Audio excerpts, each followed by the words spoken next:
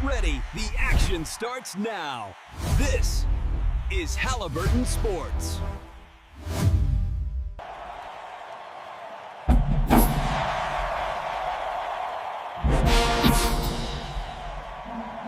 Welcome to this edition of Halliburton Sports. My name is Michael Smith.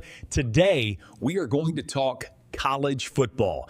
Good morning, America. Grab your coffee, grab your remote, put on the jersey that hasn't fit since the Clinton administration.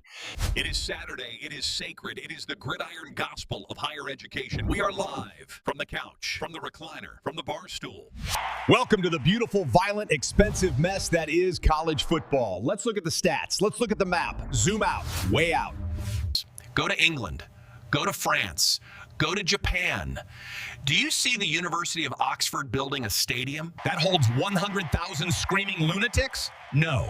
Do you see the Sorbonne paying a conditioning coach €500,000 To yell at teenagers? Negative. This is ours, a uniquely American experiment. We decided long ago that the best way to learn physics or philosophy or intermediate macroeconomics is to attach the school to a semi-professional franchise running the spread offense.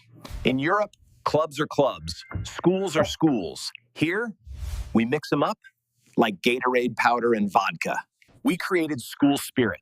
It's a marketing term. It's a feeling. It's the reason you buy a hoodie for $80 that costs $3 to make. In a country where they don't play football, that logo is an asset. That mascot is a salesperson. And business is booming. Let's talk numbers, big numbers. The NFL is king, sure. The Super Bowl gets 120 million eyes. But look at the Saturdays. Michigan, the big house, 107,000 seats. Penn State, 106,000. Tennessee, 101,000. There isn't an NFL stadium that cracks the top 10 in capacity compared to college. On TV, it's a monster. The Georgia-Alabama game, 14 million viewers. Ohio State-Michigan, 19 million.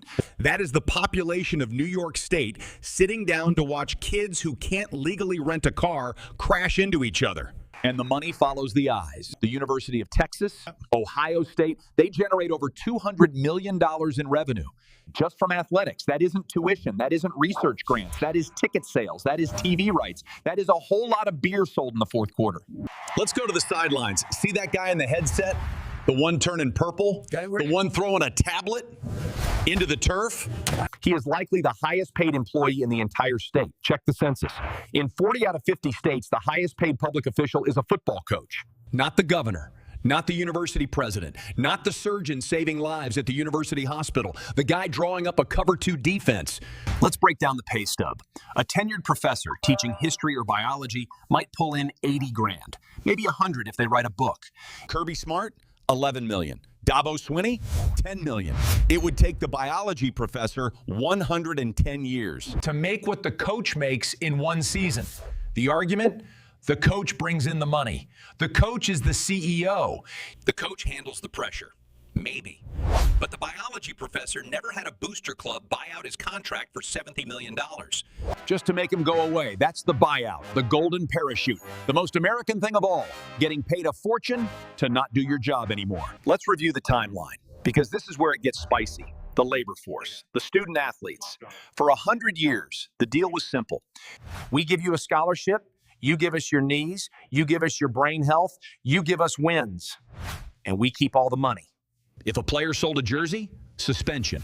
If a player signed an autograph for $50, scandal. If a booster bought a player a pepperoni pizza, NCAA investigation, loss of scholarships, shame on the family, amateurism, they called it, a noble pursuit. Meanwhile, the networks signed billion-dollar contracts. Then came the courts. Then came the Supreme Court. Then came NIL, name, image, likeness. The floodgates opened. It wasn't a trickle. It was a dam breaking. Now, the quarterback drives a Lamborghini. The wide receiver has a deal with a fast food chicken chain.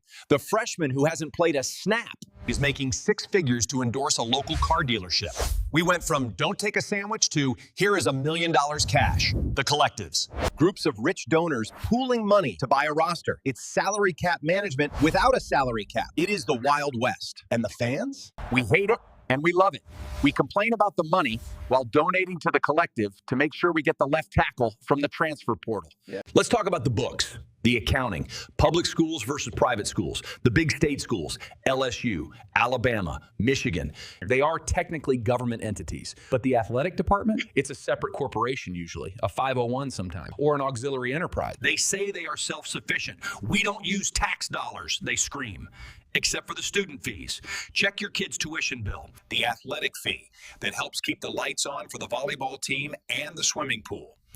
Then the private schools, USC, Notre Dame, Miami. They don't have to show you anything. Their books are closed. They rely on endowments. They rely on massive tuition, 60, 70, 80 grand a year, and huge donors. The tax write-off, that's the key play here.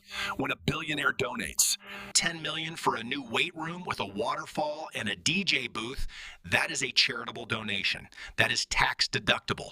And Uncle Sam subsidizes the scoreboard because apparently a digital screen the size of an aircraft carrier is a charitable cause. So here we are. The clock is winding down. The expenses are rising. The travel is insane. We have teams in California playing conference games in New Jersey. Why? TV contracts. The geography doesn't matter. The calculus grade doesn't matter. The revenue share matters. It is a business, a cold, hard cash business dressed up in a marching band uniform. It is exploitation. It is opportunity. It is a pathway to the NFL for 1% of them. It is a free degree for the ones who finish. It is a concussion protocol. It is a joyful noise. We know the hypocrisy. We know the coach makes too much. We know the boosters are crazy. We know the TV networks run the schedule. We know it makes no sense compared to the rest of the world. But then, the ball is snapped. The band strikes up the fight song. The student section bounces like a single living organism. The wideout breaks free. The ball is in the air. And for 3 hours, we don't care about the ledger. We don't care about the lawsuits. We just want the touchdown. Touchdown. Review the play. The ruling on the field stands. See you next Saturday. Thank you for joining us for this edition of Halliburton Sports.